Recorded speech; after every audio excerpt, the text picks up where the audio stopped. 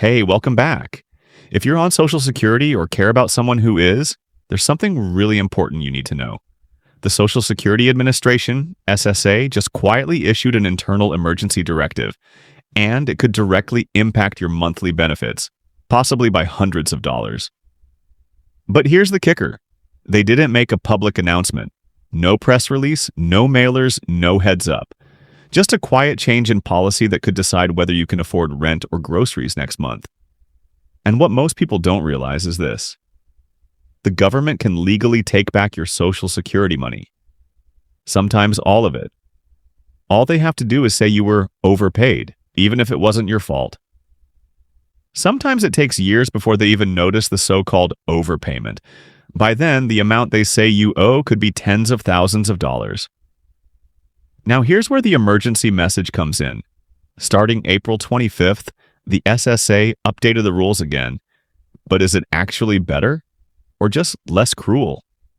If you've ever received one of those frightening overpayment letters, or you're worried you might, drop a comment below and share your story. You never know who it might help. Also, hit that subscribe button so you can stay updated with honest, no-fluff Social Security news. We break it down simply so you know what's going on without the headache. Now let's dive in. For years, the SSA has struggled with overpaying people. But in most cases, it's not fraud, it's their own internal errors. Wrong calculations, outdated income records, system delays, mistakes made by the agency itself. Yet when they finally spot the mistake, they send out letters demanding the full amount back, often giving people just 30 days to pay. Imagine you're living on $1,200 a month. Suddenly, you're told you owe $15,000 and your benefits will be reduced, or even cut off completely, until it's repaid. No warning, no phone call, just a cold letter in the mail. That's exactly what happened to one woman. She ended up homeless while dealing with serious health issues, just because the government said she owed them back the money they had miscalculated. Previously, the SSA's policy was harsh. They could withhold 100% of your benefits until the debt was repaid. That meant no check at all, zero income, until you paid them back. That's why advocates started calling it clawback cruelty. Then last year, under President Biden's administration, SSA Commissioner Martin O'Malley put a 10% limit in place. That meant they could only take 10% of your check for repayment. It was a step in the right direction, offering people some breathing room. But recently, under Acting Commissioner Lee Dudick, that 10% cap was reversed. SSA brought back the 100% clawback, saying it would save taxpayers nearly $7 billion over the next decade. And then, without telling the public, they changed the rule again. This is what the new emergency message is about. SSA has now quietly capped repayment at 50% of your monthly benefit. So if you receive $1,200 each month, the most they can now take is $600. Sure, that's better than losing the whole check, but it's still a massive hit, especially with no official announcement to warn people. Let's pause here quickly. I want to mention something useful. We've partnered with Chapter, a trusted service for Medicare support. Their advisors will help you compare every Medicare plan in your area, and most people save around $1,100 per year. It's totally free, and they'll support you even after you sign up.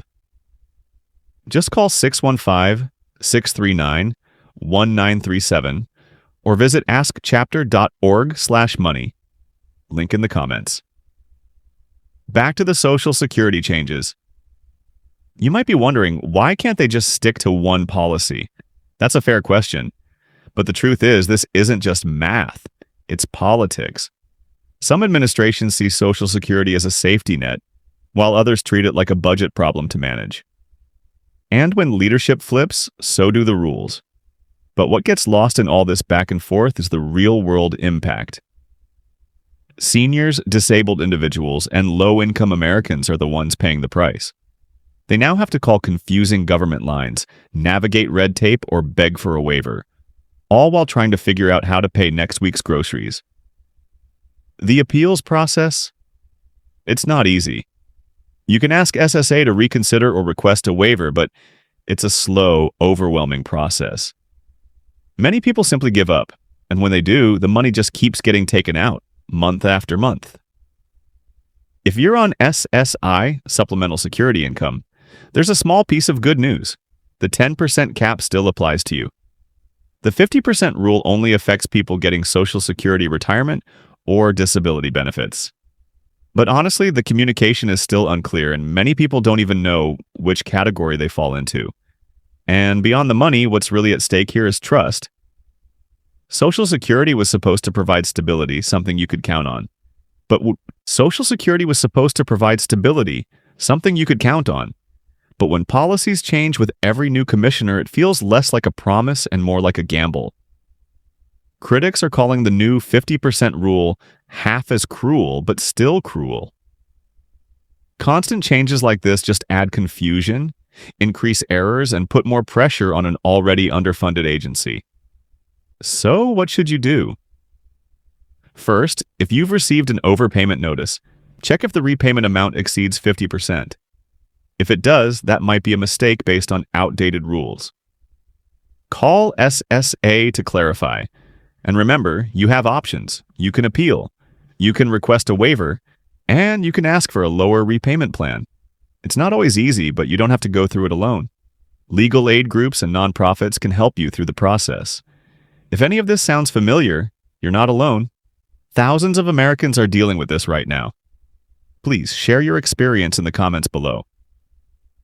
You might help someone else feel less isolated, and who knows, your voice could help bring about the change we need. At the heart of all this is a simple question. Is Social Security a benefit we earn through a lifetime of work? Or is it something the government can pull away at any time? That's the real debate here. So let's keep talking, keep sharing, and keep holding the system accountable. And if you want to stay informed, subscribe to this channel. I'll continue breaking it all down clearly, honestly, and without any fluff. Take care of yourself. I know it's a lot, but you're not alone.